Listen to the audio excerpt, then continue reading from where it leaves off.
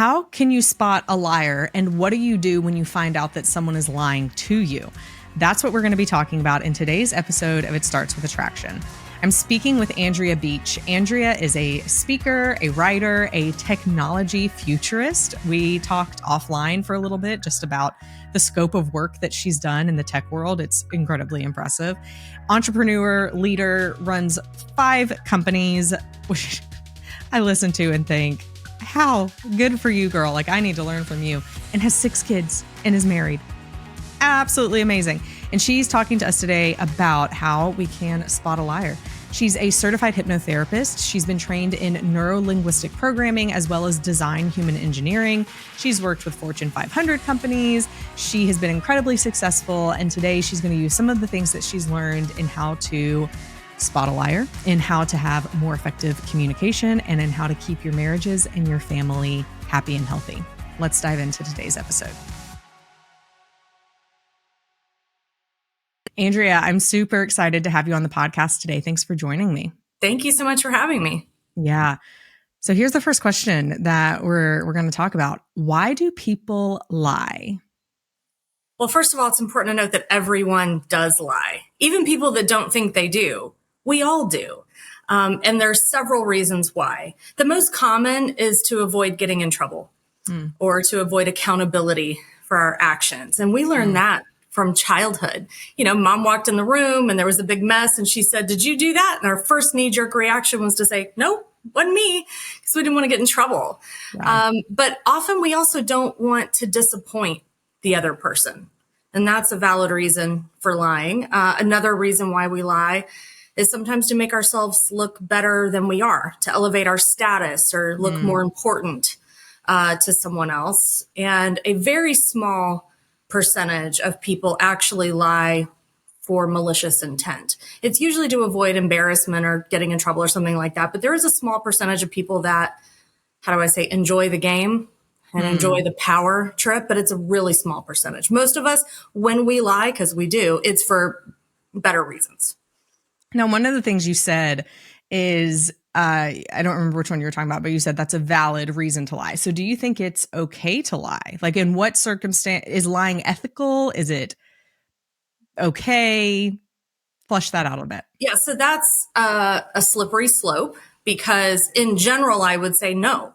Lying is harmful, usually with a ripple effect. Maybe not in that moment, but over time, especially, let's say in a relationship, if you're trying to not offend or hurt your partner's feelings, you would say, well, it's the more humane, ethical, valid thing to do to lie to uphold their feelings. But if you're withholding something from them for months or years or even decades, that lie will continue to build. And often the ripple effects and the damage from it could have been avoided if you had just been a little bit more honest in the beginning. So the word valid, I think, is more or less, as it relates to the reasons that people would excuse it or think that it's not doing any harm. Those are what we call our little white lies. Now, whether or not we should do them or it's ethical or okay, I would say in general, no, even though the intent behind them is usually altruistic or good.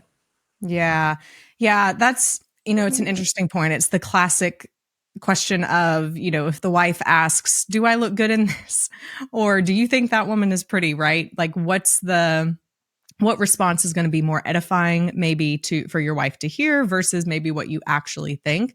And it's kind of this balance that we make in a lot of circumstances like that of, well, if what I truly think isn't really going to be helpful in this situation, then what is a different way that I can say it? Something like that?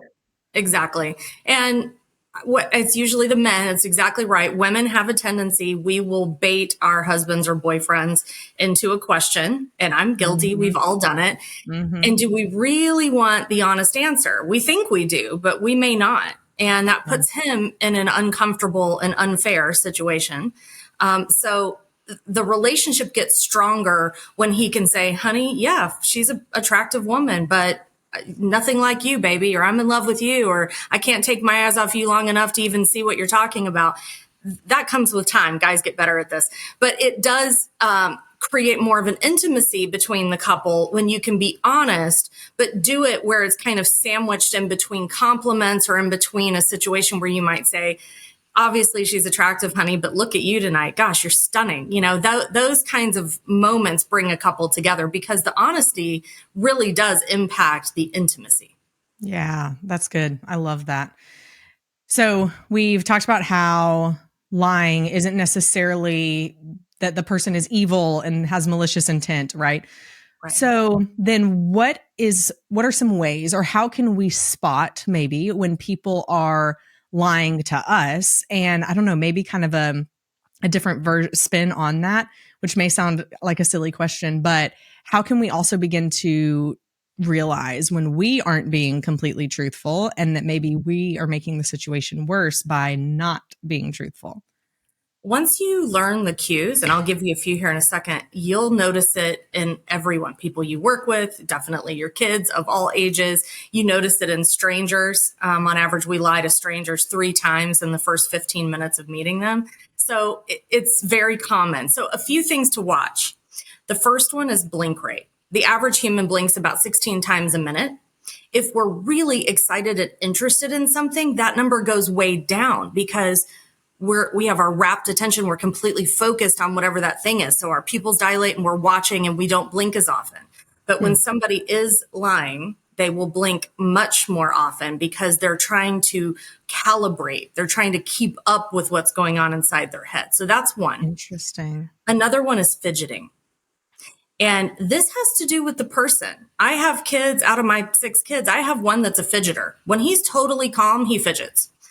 And so if I were to judge whether or not he was lying or not, I would be inaccurate. So it's really more or less knowing their own unique behavior. And if they're not a fidgeter and they're picking at something or they're bouncing their foot, all these little fidgety things, that's a really good indicator that they're super uncomfortable. And it might be because they're telling a lie or you. And that's another way to calibrate yourself. Another one is if you have some type of avoidance in eye contact. So if you're normally looking someone in the eye and all of a sudden now you move to a different topic or subject and everything that felt normal now feels awkward because they just keep looking off or they keep, focusing on an inanimate object. They're doing it, one, to avoid that window to the soul, the eye contact, which we all know, but also focusing on an inanimate object allows them to gather their thoughts and collect the lie and compartmentalize it in their brain. So it's another kind of body language cue that you can watch for as well. Interesting. Do you think that people, so I know we said like people don't really lie for malicious intent, but do you think there's some people out there who are, that lower percentage of people, the con artists, they want to lie and they've tried to master not lying or making it seem like they don't lie? I'll give you a couple of those. So this is a little more sophisticated. You see this a lot in career politicians. I'm not going to get into politics, but you do see this a lot. I have probably 100 photos of politicians doing this where they suck in their lips like this. So usually it either happens right after somebody has said something. They'll say a lie and then they suck in their lips like almost like I wish I hadn't said that.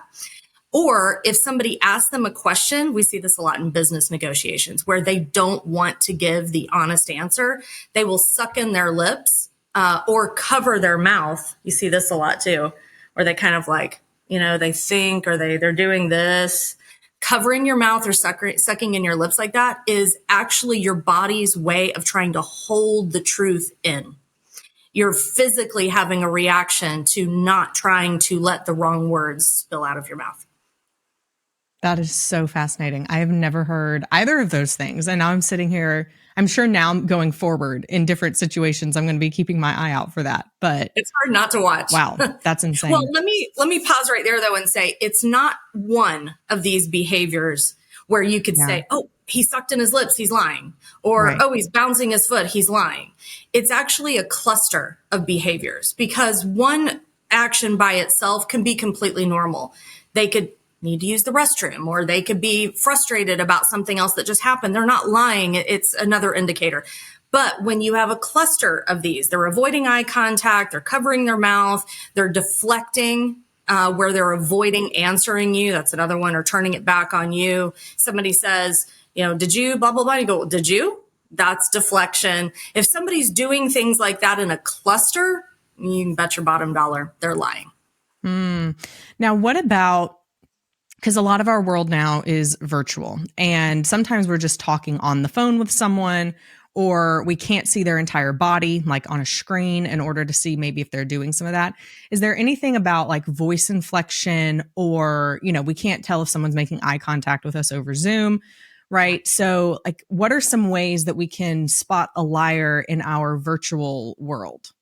So that's a great question. So one of them is deflection. So if you ask them a direct question and they justify in other ways, you can ask them a question about, did you take the car to go do this thing? And they say, wow, I can't even believe you're asking me about the car. You didn't even have it filled with gas last time I was here. And by the way, when did you get the oil change last? They're totally not answering the question. And they're turning it back on their wife or their husband or what have you. So deflection and reversing the conversation around to make the other person guilty is a really strong indicator. And another one is if you know this person and how they would normally react. And now with the question that you're asking, they're overly irritable or overly emotional about the question. If they're like offended about a really simple question, or if they get really snappy or irritable when you think it's just a question, why are you acting like that? It's usually because they are irritated that you've basically found them out or put them in a situation to where they have to lie in their minds. So those are a couple things to watch for: tone, and also raising your voice and speaking louder than you normally would. Again, you've got to know your person. If they're always loud, it's not an indicator. And you might want to watch for a cluster of those behaviors as well. What about, well, as you're talking, I'm thinking of just a couple of situations in my past where either in business dealings or otherwise, the one that you're saying that sticks out to me, and I feel like it's happened every time, has been the person turning it back on me. Or somehow I'm trying to have a conversation about one thing and they tell me I'm being paranoid, and they deflect and they skirt around it. And I'm like, I never really got an answer about this over here. Right. And then you come to find out months later, or sometimes years later, like there was a bunch of lies, which and this is where my next question is coming in. I feel like, well, I know that my gut was telling me that from the beginning. Sure. But there were so many other things about these people, like they were likable or other people trusted them. And so it was like, well, maybe I'm the one reading the situation wrong, right? But it has never failed me, Andrea, that my gut has ended up being right. So what about just the gut feel? Oh, absolutely trust your gut. And I think the older, the more mature we get, and the more we lean into that gut intuition and we see it play out correctly, even if it's years later, it informs and strengthens that intuition to where hopefully we can shorten the gap.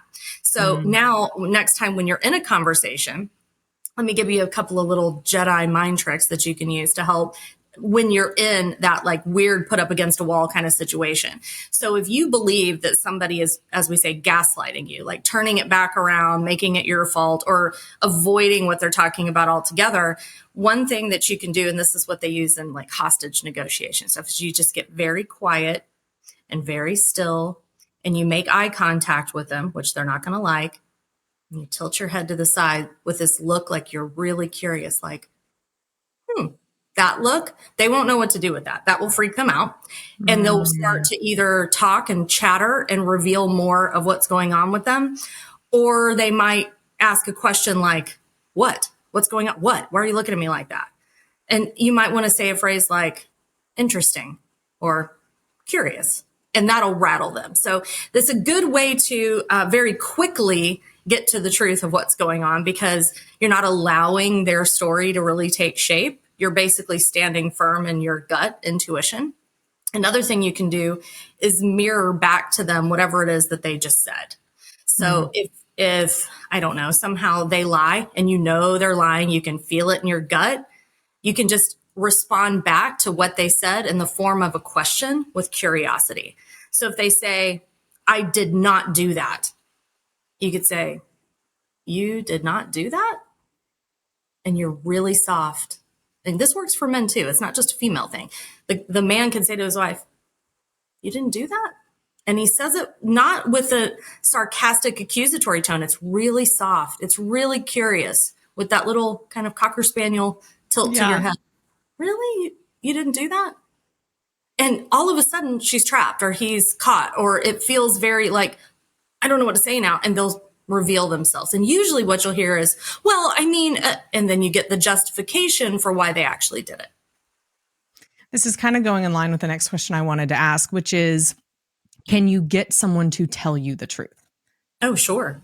Now, you can coerce them and force it. Now, I would say usually we can't really control people, but we can certainly influence them. And there's a few things that I suggest, especially in relationships. The first one is if they're lying, especially on a consistent basis, maybe it's because that's how they grew up and they're in survival mode and they have trained themselves to be pathological liars. You would be shocked at how many people that are really good people, good, wholesome, good Christian people that just lie pathologically because they were survivalists. Mm-hmm. But it is on the partners to say, you're okay, you're safe. And if you tell me something, even if it's going to hurt my feelings or offend me or might disappoint me, I would much rather have that than, distance between us with lies or half truths or things like that. And you've got to go first. You have to be the partner to model that first and be super vulnerable with your husband or wife or your boyfriend and say, oh man, I did back into your car. It was me. And I felt so bad. I even thought about lying about it because I didn't want you to be disappointed and upset with me. And I had this whole moment where I realized if I did that, then it would basically break our trust. And I didn't want to do that. So, and you apologize. I'm so sorry. And I'm even sorry that I thought about lying to you, but I'm glad I didn't. And I hope that was okay. And when you say something like that, your partner's gonna be like, of course it's okay. I want you to always tell me the truth. They almost can't be mad at you when you approach it in that vulnerable state. And you're modeling for them how they can then do that back with you. But you have to uphold it. If they come and tell you the truth, you can't like clobber them. Right. Yeah, absolutely. This happened last night with my son. He's 6, which is the amount of children you have. When you said that, I was like, you have 6 kids? I don't know how you live. That's amazing. You're Superwoman. But my son last night, he has a little recital at school tonight. And so I typically don't love for them to, the school gives them laptops. And I typically don't like them to be on their laptops at home, especially on school nights. But he needed to practice for his recital tonight, and all the stuff is in this thing on the computer. So anyway, he did that. And then I took a shower, took forever in the shower. I come back out and he's like, all I did was my songs. And then he had this look on his face and I said, okay, tell me the truth. Like, is that all you did? And he went, well, are you going to be mad? Exactly. And I said, no, I will not be mad if you tell me the truth. And so he said, well, I actually played some video games. Mm-hmm. And I said, well, thank you for telling me the truth. Right. And so I didn't punish him. I didn't do anything. I just said, thank you for telling me the truth. I probably could have like expanded further on it based on some of the things you just said. But the point is, I agree, right? We can't tell someone, tell me the truth and then attack them for it, because then we're punishing the behavior that we actually want to see. Correct. Now that doesn't give them a free hall pass either. So if your boyfriend or even girlfriend, let's say that they're constantly going out with the girls after work and getting a drink and then coming home and lying about it. Yeah. And you say, hey, I keep hearing that this is what's going on. Can we have a conversation about it? I even feel like when somebody says, tell me the truth, to an adult, not necessarily a child, because children aren't quite as conditioned yet, but to an adult, they get a little defensive. Mm. You can say, let's have a conversation about this. I'd really like to understand what's going on. And, you're safe with me. Let's have this conversation. But if the answer is, well, yeah, I just want to go have a drink every single night and I really don't want you to tell me what I can or can't do, there's a bigger problem in the relationship. It's not so much about lying about how many drinks or did she go out. It's more or less, I'm not going to condone the behavior. I'm going to condone you being vulnerable with me. And I'm going to appreciate and respect you being honest with me. But that doesn't mean the behavior is okay. You don't get a hall pass to go get drunk every day after work, right? So there is a difference. So as long as that you you're consistent with your partner and saying, you can come to me and tell me the truth, even if it's going to be disappointing or if it's going to paint you in a bad light or if you think it's going to hurt me, because that's what keeps us together as a team. As soon as there's dissonance between us in lies or half truths, I can't really know exactly what's going on. So I don't feel like I know you as well to be able to support you. But if there is something that's wrong, my behavior, your behavior, something that we need to address, just because we're honest with each other doesn't excuse bad behavior, right? And the partner will say, oh, no, absolutely. Because remember, at that moment, it's a two-way street. So of course, they're going to agree to it. And that framework needs to be established as early on in a relationship as you can do it. Yeah, that's 100% right. In all of our relationships, marriages, dating relationships, with our kids, business, I mean, all of those things.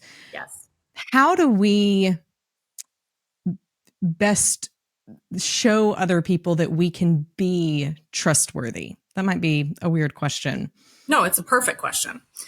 Because we are all so conditioned to watch out for ourselves, that's just survival human mode.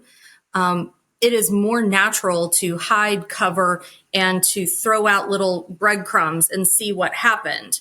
So when you go first in a friendship with a girlfriend, me and my girlfriends, I have a particular girlfriend of mine who, she has that conditioned response where she will keep things very close to the vest. And then as I start to peel back some of the layers, she'll kind of go, okay, well, fine. I actually didn't do that. And I'll say, and you could have told me that from the beginning. I love you. You're good. We're fine. Like, we're always going to be friends, honey. Don't worry about that. And now it's been almost 3 years we've been friends. And what's funny is she's finally started saying, well, you're going to get it out of me anyway. So let me just tell you. And it's a cute thing now between us, but she feels safe. And we certainly need that with our children. We certainly need that in our relationships. Yeah, absolutely. What are some practices that you think people could proactively do to facilitate that trustworthiness and to eliminate breaches of trust in the future? So specifically in a relationship, there's something that I talk about, which is a team exercise, TEAM. So in the evening, like when the day is over, you can get together with your partner and touch each other. It could be holding hands. It could be snuggling, whatever you're doing, sitting with your knees touching, whatever. And then talk about one of the things that you learned. So that's the E, education. What is the thing that one of you learned today? Like, I learned that my dad is going on a cruise in November. It's, oh, okay. Or somebody can say, I learned that outer space, we have more black holes. It could be random. But it's kind of interesting when we tell each other these weird, quirky facts and the other person receives it, because we're all big children. We get fascinated by things and we want to tell people that are interested in what we're interested in. So that's the E. And the A is you want to affirm your partner in some way and show them appreciation. It could be either one for the A, and say, hey, I just wanted to let you know, I really appreciate the fact that you are this way or you do this. Now, you can't say the same thing every night. I appreciate how sweet and kind you are. No, that worked the first night, but you need to be as detailed as possible. And the details can be about somebody else. Hey, I heard from Kathy and Jim next door, you helped them with their gutter situation. I appreciate what a great neighbor you are and how you take initiative to do things like that. You're awesome. So you're affirming them and you're telling them something you appreciate about them. And then M is metrics. So you're doing a check-in. Is there anything that's bothering you? Is there anything that maybe happened today that you didn't feel comfortable or you felt awkward or put you in a bad situation? This does not have to be with your partner. It could say, man, at work, I got called out for not doing this and I did it. I didn't know even how to respond. I did it. I was guilty. I did it. And you telling your partner that and them going, oh, honey, it's okay. You didn't mean, that is a great practice for being that way in your relationship as well when the stakes are higher. So let me go back through the words. The T is touch. So some kind of like hand holding, hug, something like that. The E, what was the word for E? Education. Okay. So sharing something you've learned. And then the A is affirm or appreciation.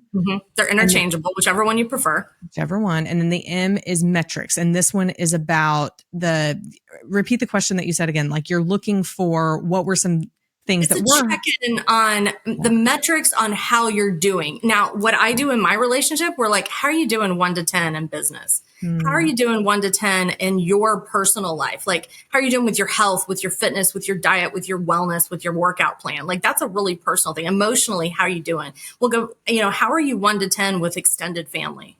1 to 10 with friends. We do a 1 to 10. Okay. But you don't have to. Metrics can be like anything going on with you that you don't feel equipped to handle or manage emotionally right now. And then the other person says, yeah, actually, I'm really upset and worried about my brother. Okay. Well, how can I help? Right. So metrics can be however you measure your life in that moment. And I also recommend doing a weekly check-in that's a little bit more in depth. Maybe it's Sunday morning before church, or it's Saturday before, the day gets started. You have coffee together, whatever that moment is that makes the most sense, where you just say, hey, where's your 1 to 10? That's what we do, right? What's your 1 to 10 in business? What's your 1 to 10? And we'll also cover things like, what has you most energized right now in your life? And what's depleted your energy this week? Do you have anything coming up that you're worried about or that you're super excited about? And then what are those metrics? And then how can I help you? Is there anything I can do to support you better through this? That's usually a weekly thing, but it's so valuable for relationships. Absolutely. The intentionality, taking that time to connect is so important. What led you to be interested in all of these subjects? So early days, I thought I had two separate paths in my life. I had no idea I was going to intertwine them. I went into sales and into technology and was headstrong into growing my career in businesses.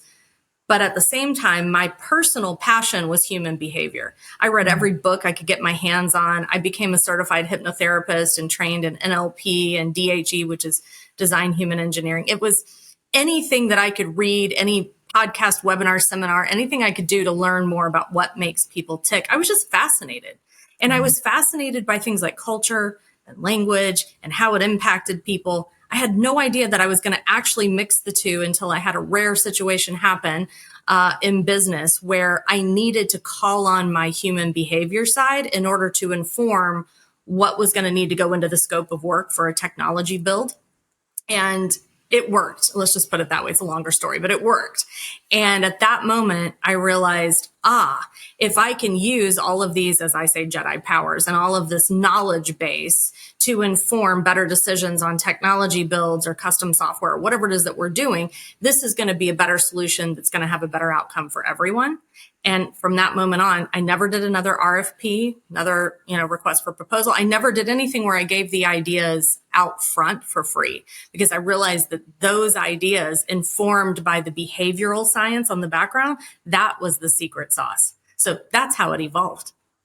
Are you still involved in the business side of things? Are you still running companies and things like that in the tech space? Yeah, so I still have 5. Out of the 5 companies, 3 are active, where they really require my time and attention. The other 2 are kind of on autopilot. They coast. And 1, my custom software mobile app development business, is set to triple in size this year. Post-COVID, things have changed quite a bit. Thank you. So we're growing a lot. And one of the things about that, speaking from the behavioral aspect, is we're not afraid to say no. We're not afraid to kind of call the baby ugly, for example. And if somebody comes to us with a scope of work, maybe they want to build a mobile app or they need to integrate some kind of healthcare system or whatever, we'll look at what they're doing and say, that's not going to work. And let us tell you why that's not going to work, behaviorally speaking, because employees are humans. Customers are humans. Everybody behaves and acts according to behavioral science. Just because we're building a business solution, you can't forget who's actually using it. So we try to make things gamified and enjoyable for the user, because then they're going to love logging into their daily system and using it. And it becomes a lot more interactive for them. They're going to use it and the business will benefit. Yeah. And then you recently also launched, I guess you could say, more of your B2C side. You're doing more things, especially in the realms of courses for women and things like that. Can you tell us more about that? Yes, it's called Life Unleashed, and it's lifeunleashed.online if anybody wants to check it out. Think of it almost like an online academy where women certainly benefit. I feel like at middle age, we kind of realize there's no Santa Claus. Like, I don't know. We get to this age where we feel like, wow, this isn't how I thought my life was going to turn out. And when we become empty nesters, there's this reevaluation of who we are and what we want to do. Maybe we're bored to death in our career, or we don't have the financial freedom we thought we were going to have, or maybe we find ourselves single again. And we're trying to date and navigate these crazy dating waters in middle age. It's nothing like when we were young. So the idea was to give women a cheat sheet, essentially, the kind of success strategies or the greatest hits of all the things that I learned from the world's leading experts, and put it all into kind of cheat codes so that nobody had to go through all the things that I had to go through to get there. Now we've opened it up to couples as well, because you really do need to learn things like rules for fighting. And we have a 4-point framework that will take all that fighting of recurring conversations that you just keep recircling the same fighting topics over and over again. We can eliminate that. It's a proven technique. And we need the guys. The guys have to buy in. They have to participate, especially when you're going to do future dreaming and vision mapping together. You want his dreams in there too. So we've incorporated a lot of the stuff for the guys in there as well. I love that. As a working mom and wife, what have been personally some of the areas that you have focused on in order to succeed in your marriage, in your family, as well as in business? How have you kind of structured your days or your weeks or your life in order to hold all of those things sacred and to continue to cherish them without dropping one or the other? That's such a good question. So the first thing I'll say is I didn't always do a good job at that. It took me longer than I'd like to admit to find that balance. And I don't even like the word balance, because if I think of a teeter-totter or whatever, it assumes that everything is equal, and it's not. So I've actually built and structured the companies in a way to where they can run without me, pretty much. And that was very intentional. In my early days, when I was a brand new CEO, there was a lot of trying to prove myself and all this ego that was involved. And it was all roads lead to Andrea. And that might have been great for my ego, but it wasn't great for my kids and my relationship. It just wasn't great in general for my health or anything else. So it took me a while to realize that I need to prioritize myself and the relationships that matter, and the rest will fit in. If you think of boulders, those people and those relationships and things that matter most are your boulders. And then you've got pebbles and smaller things that you can fill around. Those become your relationships with your girlfriends and what you're doing with, volunteering and the other things that really matter to you, but not as much. And then the sand is what fills in everything else around it. And if you prioritize in that way, you'll continue to put the people and the relationships first that matter. And every once in a while, you just get really out of balance. And if you can go to your kids and go to your husband or your boyfriend or whatever and say, I have a project at work that for the next 3 months is just going to completely consume me. And I'm apologizing up front if I'm not as here for you emotionally or my time, or if you really need me, babe, can you please come and just grab me and say, Mom, I need you, or hey, I need your help with something, and understand that this is just temporary. Sometimes when you inoculate against a season like that ahead of time, everybody's okay. And you've given them permission to be really honest when they feel neglected or that they need you. And there's other times when you may be all in with your relationship because maybe something's going on with one of your kids and you need to spend time with them and you're really focused on them, or maybe it's your relationship and work suffers for it. And that's okay. It's never balanced. It's just constantly paying attention to where your focus is. What is the highest and best use of your time right then? That's really good. It's the clarity of the situation and then clarity in the communication to all of the people involved that help set it up for success. That's right. Yeah.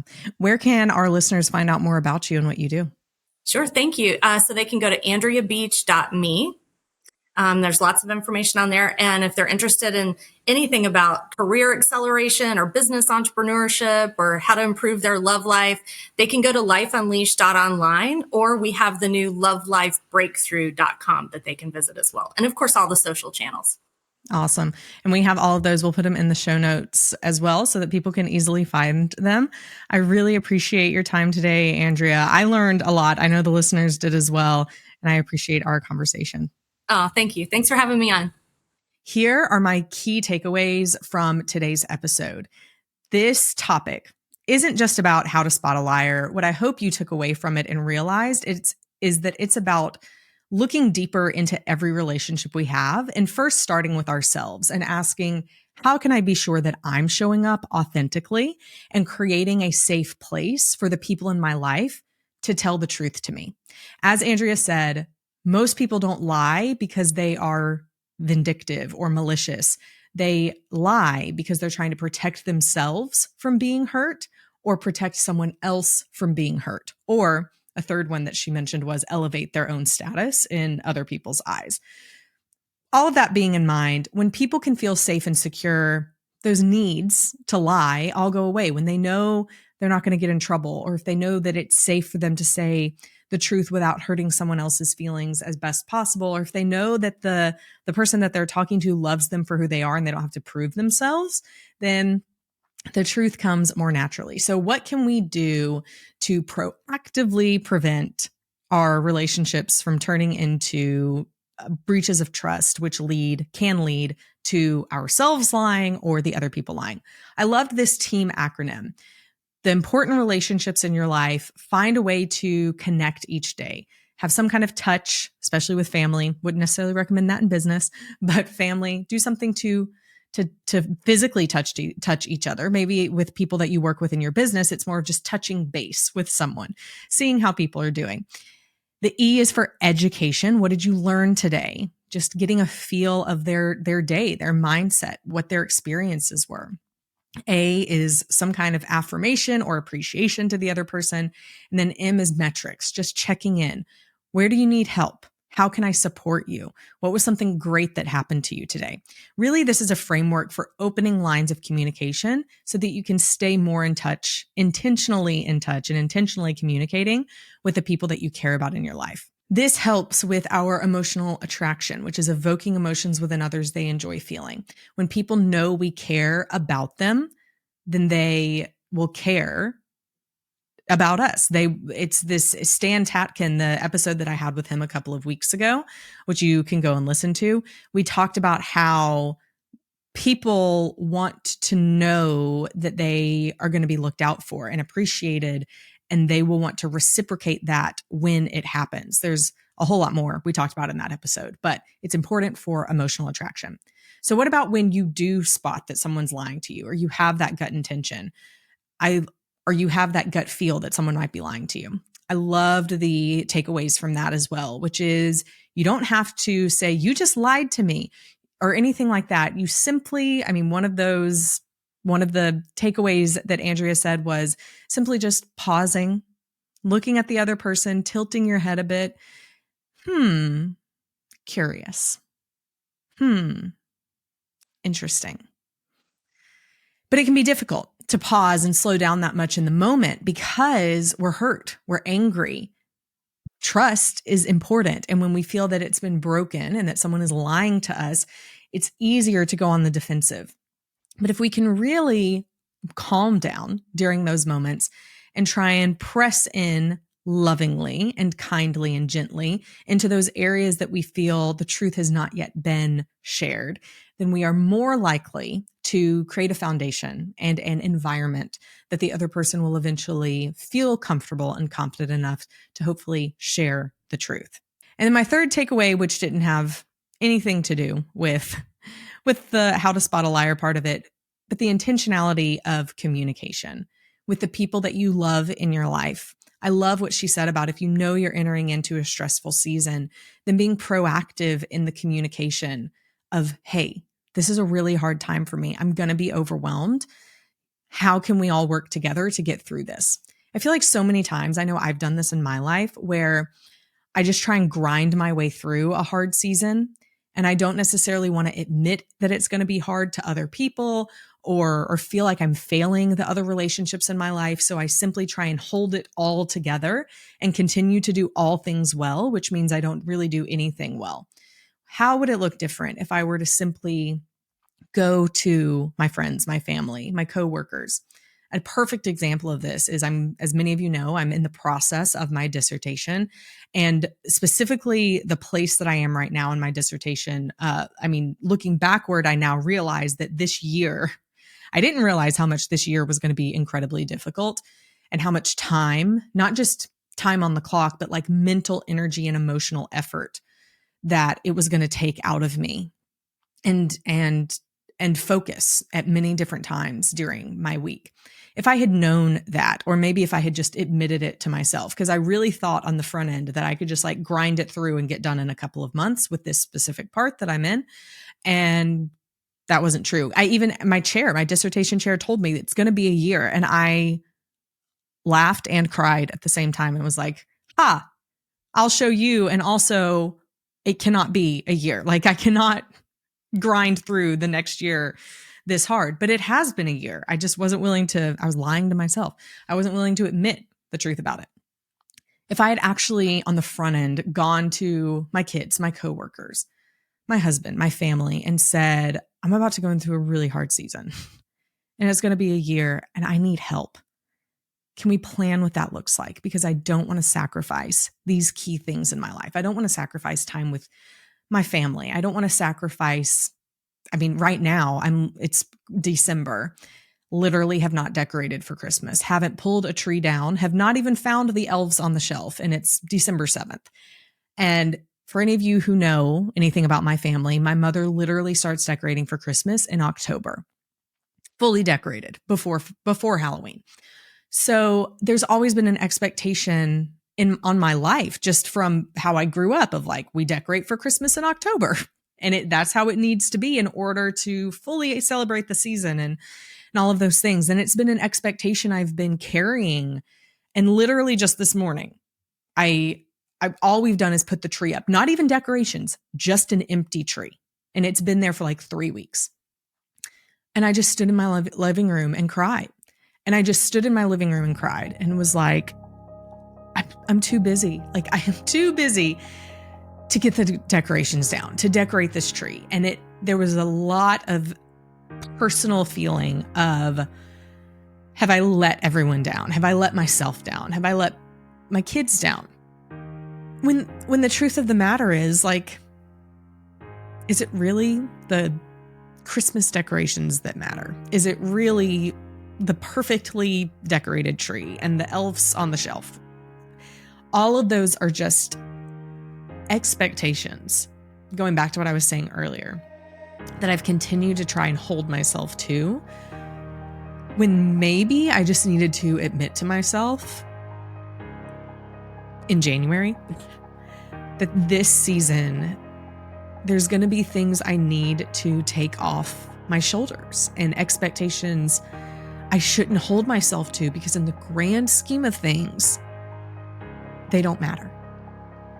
They don't matter as much as spending time with my kids, spending time with my husband, and doing the important things in my life. And I think it's hard when we try and keep it all together and not ask for help and grind through and try and present ourselves as perfect and all put together, is when internally we completely fall apart. That was my soapbox for all of you today. I hope what your takeaway is that it has nothing to do with how to spot a liar, but that was great. And I love that we had that conversation. But I also love the takeaway, maybe today, just because of things I've been processing, that we don't have to do it all. And we shouldn't. And it's important to be intentional about our time, about our focus, and about our relationships. I would love if you would share this podcast with a friend or someone who needs to hear it. And maybe that was you today. And if it helped you, I'm glad. Leave a review. It's one of the best ways you can help support the show and support the growth of it. It's one of the best Christmas gifts that you could give me. I appreciate you listening. Thank you for being a follower and a listener of It Starts With Attraction. And please share this with someone who might need it. Until next week, stay strong. But that doesn't mean you have to do it all.